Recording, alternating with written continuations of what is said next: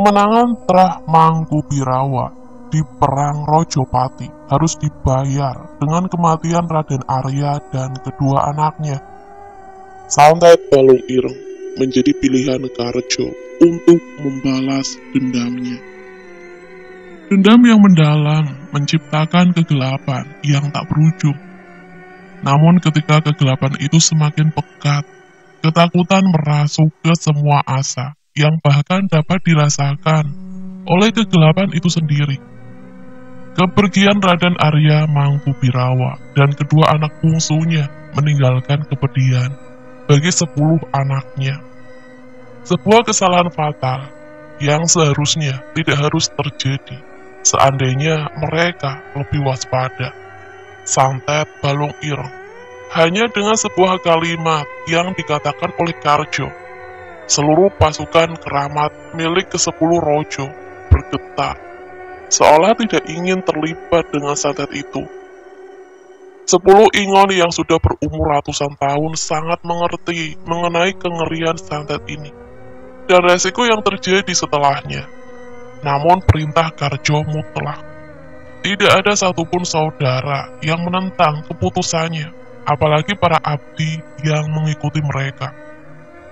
Pada saat keadaan semakin mencekam, rumah waras mengeluarkan titah untuk warga agar selama 30 hari semua warga dilarang beraktivitas di luar rumah.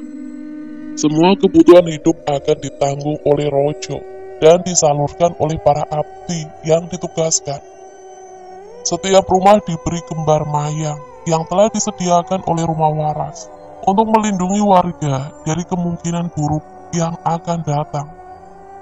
Hari ini tepat 7 hari setelah titah disampaikan, sudah dipastikan tidak ada warga yang keluar dan melanggar perintah dari rumah waras. Selama 7 hari itu pula, langit begitu gelap dan awan mendung tidak pernah berhenti menyelimuti desa. Para Rojo sudah menyelesaikan persiapan masing-masing dan segera mengurung diri di rumah waras. Setelah ini, sama sekali tidak ada yang diizinkan untuk keluar dari rumah waras, apapun alasannya. Malam ini adalah persiapan terakhir. Para Rojo memakai pakaian kebesarannya dan mempersiapkan ke-10 pusaka yang telah diruat. Di malam inilah Karjo melakukan tirakat terakhir untuk mempersiapkan jiwa dan raganya, serta mengumpulkan ke-10 Ingon yang masih tersisa. Saat itu semua Rojo tanpa terkecuali memegang pusakanya dan membacakan mantra pemanggil. Angin tertiup kencang di sekitar rumah waras. Hawa dingin yang tidak biasa dapat dirasakan hingga beberapa kilometer dari tempat itu. Tak lama setelahnya, 10 Ingon kebanggaan Trah Mangkubirawa telah hadir di sisi pusaka masing-masing. Jenengan saya panggil ke sini, tentu sudah tahu maksud saya, ucap Karjo pada ke-10 Ingon yang berkumpul di sekitar ke-10 Rojo. Seluruh Ingon merespon dengan anggukan sopan ke arah Karjo. Malam ini saya ingin meminta restu. Untuk apa yang akan kita lakukan besok? Lanjut Karjo yang segera direspon dengan majunya ke-4 Ingon yang paling tua dan paling kuat di antara ke-10 Ingon keluarga Mangkubirawa. Ke-4 Ingon itu adalah Kiranu dari pusaka Ronggolewu milik Broto, Patih Gadang Ireng dari pusaka Ronggonyowo milik Marji, Patih Maharekso dari pusaka Batara Abang milik Warjo, dan terakhir adalah Raden Jayadwipa dengan pusaka keris ireng milik Karjo sendiri. Santet Balung Ireng adalah santet yang memiliki resiko besar. Semakin kuat Ingon yang menjadi medianya, diharapkan dapat memperkecil kemungkinan untuk gagal dan mengurangi resiko yang diakibatkan. Le, kamu yakin akan menunaikan santet Balung Ireng ini? Bayaran yang harus kamu tanggung sangat besar. Ingon dari pusaka Karjo, Raden Jaya merasa khawatir dan mencoba memperingati Karjo. Namun bukannya menjawab, Karjo malah mengeluarkan sebuah lembaran yang dibuat dengan kulit hewan. Di atasnya tertulis untaian aksara rumit yang ditulis menggunakan darah Karjo dan 9 saudaranya yang menanggung santet ini. Ini, kami sudah mempersiapkan ini sebagai bayarannya, ucap Karjo di hadapan ke-10 Ingon. 10 Ingon melihatnya dengan bergetar, seakan mereka yakin Karjo tidak menginginkan sedikit pun kegagalan, sehingga menyiapkan bayaran sebesar ini. Setengah dari sukmamu dan 9 rojo atas bayarannya. Ini sangat besar. Peringat Raden Jaya kepada Karjo. Lawan kita Ki Seto dan bisa antek-anteknya bayaran yang pantas untuk memastikan permintaan terakhir Bapak bisa terwujud, ucap Karjo dengan tegas yang disetujui oleh 9 saudaranya. Ketika kehilangan setengah dari sukmanya, para rojo akan kehilangan sebagian kesaktian, bahkan mungkin sebagian umurnya. Tidak jarang, bila sukmanya memang sudah lemah sejak awal, mereka akan langsung mati. Kali ini Karjo mengangkat kepalanya, terlihat air mata dendam mengalir di pipinya.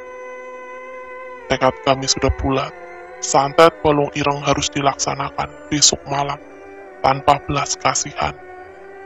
Darah hitam mereka harus tertumpah tanpa tersisa. Ketika kami merasakan pembalasan dendam kami, di situ kalian bisa berpesta atas kematian mereka, ujar Karjo yang penuh dendam. Sebelumnya Karjo belum pernah berucap sesadis ini. Malam ini juga sebuah kesepakatan terbentuk di antara ke-10 rojo dan ke-10 Ingon yang mengabdi kepada mereka. Esoknya hari yang diputuskan telah tiba. 10 rojo berkumpul di pendopo, masing-masing dengan meletakkan pusakanya.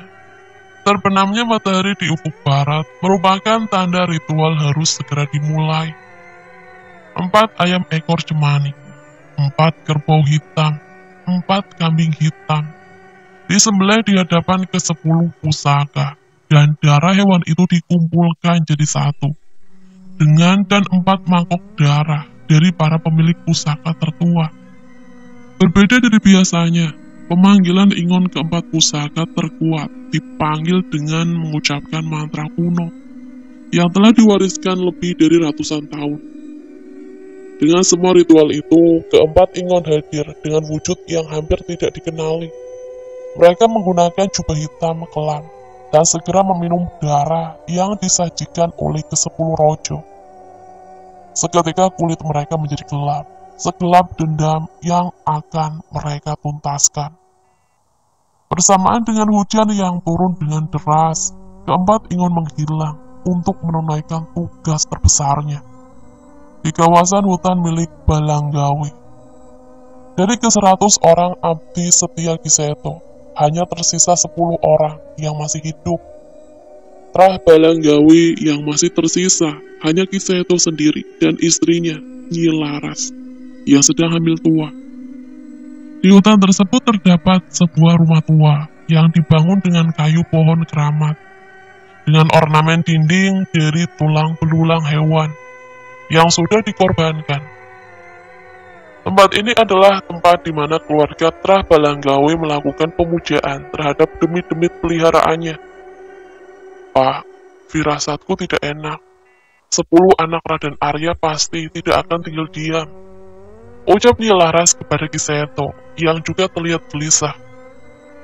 Maafkan aku Laras, semalam guruku, Ki Roshid, mendatangi di mimpiku. Dia memberi petunjuk agar anak kita yang saat ini berada di perutmu harus dikeluarkan malam ini juga, apapun caranya, ucap Ki Seto dengan wajah yang tidak tega. Terlihat Nyi Laras mencoba menahan rasa sedihnya. Ia tidak tahu apakah bayi yang belum genap 9 bulan ini dapat bertahan hidup apabila dikeluarkan malam ini. Namun firasat yang ia dapat jauh lebih mengerikan dibanding pertaruhan yang ditawarkan. Bagaimana keputusanmu, Laras? Waktu kita tidak banyak. Tanya Ki Seto yang sadar akan bencana yang segera menghampirinya. Nyi Laras mengangguk sambil mengelus-elus perutnya yang berisi bayinya yang bernasib malang. Terlihat air mata menetes di pipinya, menyayangkan semua kejadian ini. Namun inilah bayaran atas perbuatan Trah Balanggawi. Dan hanya ini satu-satunya cara untuk menyelamatkan garis keturunan mereka. Pak, aku melihat ketakutan di wajahmu. Belum pernah aku melihatmu seperti ini. Jika ini adalah keputusanmu, maka sudah seharusnya itu yang kita lakukan. Jawabnya dengan pasrah. Mendengar jawaban Nyi Laras, Ki Seto cukup lega. Ia mulai mempersiapkan segalanya. Mulai dari mengumpulkan seluruh demit alas untuk menjaga hutan ini, hingga membuat pagar gaib di antara hutan dan rumah. Persalinan Nyi Laras dilakukan oleh Ki Seto sendiri, dibantu dengan abdi tertua Trah Balanggawi, Mbok Narti. Mbok, setelah berhasil mengeluarkan anak ini, segeralah lari sejauh mungkin, namun tinggalkan ari-arinya di tempat ini. Jelas Ki Seto pada abdinya itu. Mbok Narti mengerti, segera mereka melakukan persalinan yang berjalan dengan lancar dan cukup cepat. Rumah di tengah hutan ini dihiasi suara tangisan bayi laki-laki yang cukup keras. Dengan segera Mbok Narti menyerahkan ari-ari anak itu kepada Ki Seto. Belum sempat memulihkan kondisi istrinya, suara ledakan besar terdengar di ujung hutan. Pak, itu suara apa? Ucap Nyi Laras yang masih lemah. Mereka sudah datang, kamu tenang saja. Aku sudah memasang pagar untuk menghalangi mereka. Ucap Ki Seto menenangkan istrinya yang terbaring lemah. Di pelukan Mbok Narti, anak yang baru lahir itu terus menangis. Ki Seto mendekati dan membisikkan sesuatu ke telinga bayi itu. Nak, ingatlah, kamu harus bisa membunuh semua orang yang sudah jahat dengan keluargamu ini ya nak. Bisik Ki Seto dengan tegar. Segera ia mengalihkan pandangannya ke Mbok Narti dan memerintahkannya untuk meninggalkan tempat ini. Setelah memastikan anaknya telah pergi, Ki Seto pun keluar untuk memeriksa apa yang sudah terjadi dan melihat sisa-sisa pengikutnya. Saat melihat semua pengikutnya masih berjaga dan berkegiatan seperti biasa, ia terlihat cukup tenang. Namun ia mulai curiga ketika melihat ribuan demit yang ia tugaskan untuk menjaga hutan ini tidak terlihat satupun di hadapannya. Sebelum sempat mencari keberadaan demit-demit itu, terjadi keanehan pada sisa-sisa pengikutnya itu. Ki Seto, apa ini? Salah satu pengikut Ki Seto menghampiri dengan wajah yang kesakitan, dengan seluruh tubuhnya mulai membiru. Ki Seto mencoba mendekat, namun ketika ia melihat apa yang terjadi pada pengikutnya, ia mengurungkan niatnya. Satu persatu bagian tubuh yang membiru terputus dari tubuhnya. Jari tangan, jari kaki, lengan, dan setiap persendian mulai terputus secara berurutan. Anehnya tidak ada setetes pun darah yang menetes dari sisa bagian tubuh yang terpisah. Yang mengerikan lagi, dari sela-sela kulit mereka terlihat tulang mereka mulai menghitam. Trah Mangkubirawa, sungguh biadab kalian. Teriak Ki Seto yang gentar melihat kejadian ini. Tubuhnya lemas hingga terduduk di tanah. Ia tidak pernah menyangka anak-anak yang tersisa dari Trah Mangkubirawa mau dan mampu merapalkan ilmu santet yang sehitam ini. Sekarang ia tidak heran, wajar saja seluruh demit peliharaannya sampai takut untuk menghadapi serangan ini. Laras. Ki Seto teringat dengan Laras yang masih terbaring di rumah. Ia segera berdiri dan berlari menerobos pintu untuk memastikan kondisi istrinya itu. Namun semua sudah terlambat. Seluruh tubuh Nyi Laras sudah membiru.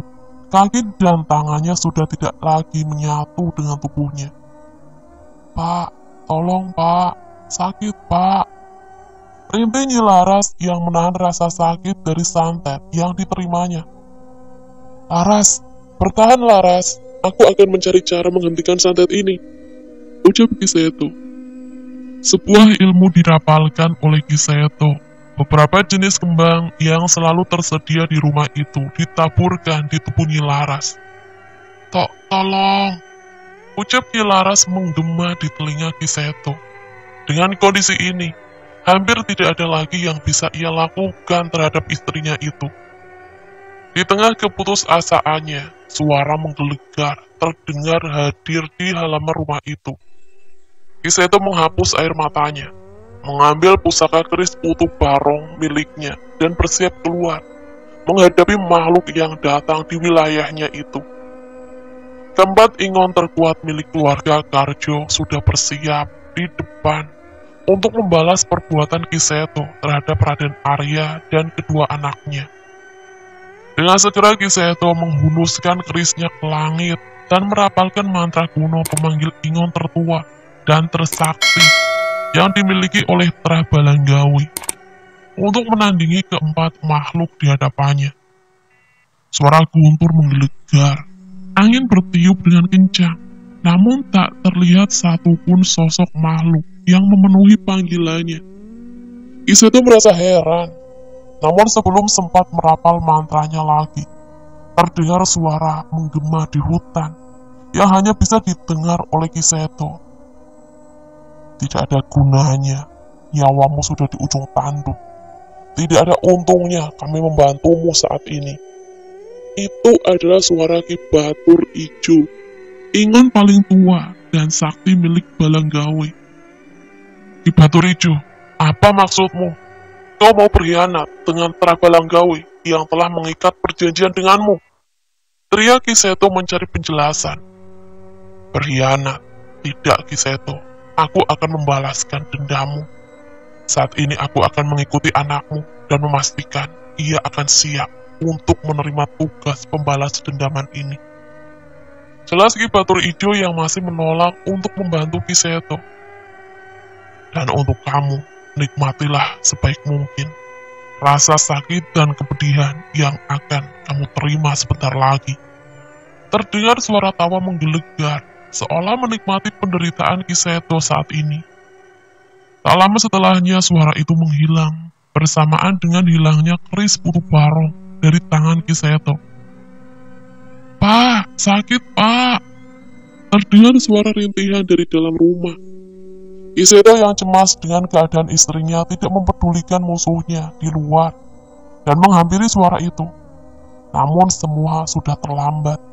Saat itu terlihat leher Nyi Laras sudah terpisah dari tubuhnya. Mata dari kepala yang sudah terputus itu masih melirik ke arah Kiseto dengan air mata yang menetes. Sakit. Suara Nyi Laras mulai menghilang. Tidak lagi terlihat pergerakan dari tubuhnya. Ia mati, dengan mata yang masih terbuka dan bekas air mata di wajahnya. Terkutuk kalian Trah Mangkubirawa. Rasa sedih bercampur marah terdengar dari teriakan Kiseto saat itu. Tidak berhenti sampai di situ. Setelahnya suara dari halaman terdengar jelas di telinga Kiseto dan segera menghampirinya. Itu adalah suara yang muncul dari kepala anak buahnya yang telah terpisah dari badannya, meminta pertolongan. Ketakutan yang amat sangat mulai menghantui perasaan dirinya. Suara-suara itu terus bergema di telinganya, sampai akhirnya tanpa sadar. Ia melihat tubuhnya juga mulai membiru. Rasa sakit mulai menjalar. Ia mulai merasakan seluruh bagian tubuhnya, seolah tertarik mencoba lepas dengan sendirinya dari tubuhnya. Kurang ajar kalian, harusnya ribuan demit yang kukumpulkan cukup untuk menghabisi kalian. Teriak Kiseto yang masih berharap demit-demit pengikut-pengikutnya masih bisa membantunya. Kakek tua bodoh, kami ini bukan demit, kami ini berasal dari berbagai macam kerajaan. Dan tidak sedikit dari kami adalah para panglima yang pernah menaklukkan lebih dari puluhan kerajaan. Jangan bandingkan kami dengan demi-demi cecenguk andalanmu itu, Ucap Raden Jayadwipa yang memastikan Ki Seto Balanggawi sebagai orang terakhir yang menerima santet Balung Ireng, sekaligus memusnahkan Trah Balanggawi di rumah itu. 15 tahun berlalu. Udara panas di tengah malam membuat seorang anak muda terbangun dari tidurnya di sebuah rumah. Rumah itu adalah rumah yang tidak sengaja ia temui saat kabur dari rumah majikannya. Saat ia keluar kamar, terdengar suara seperti ada seseorang di dalam rumah itu. Ia mencoba memperhatikan dengan khusyuk dan akhirnya menemukan suara itu berasal dari kursi goyang yang ada di teras. Pemuda itu berjalan keluar dan mendapati seorang pria tua tengah duduk sembari memainkan tongkatnya. Sejenak ia berpikir bahwa pria ini adalah pemilik rumah. Maafkan saya, Mbah. Saya sudah lancang masuk ke rumah Mbah tanpa izin, ucap pemuda itu. Namun bukannya mendapatkan jawaban, kakek itu malah tertawa keras dengan suara mengerikan.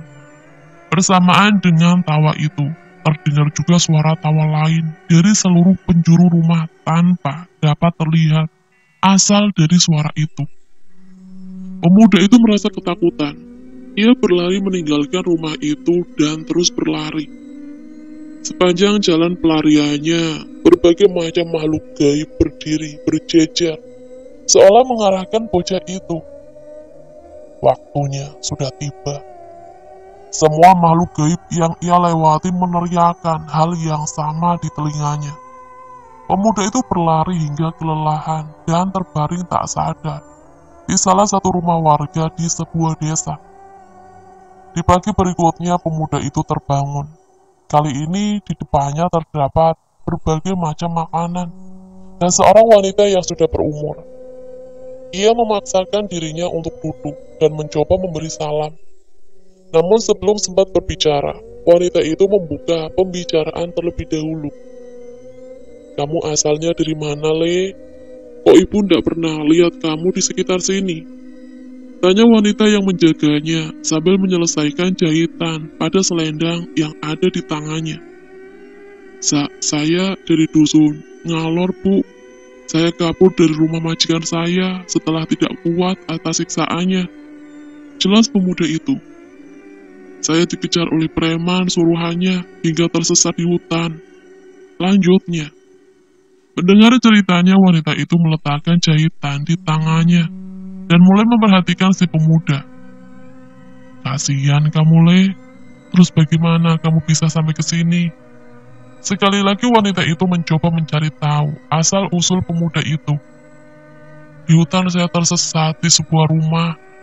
Saat terbangun sudah ada banyak demit di sana dan mulai mengejar saya hingga akhirnya terhenti di sini dan kehilangan kesadaran.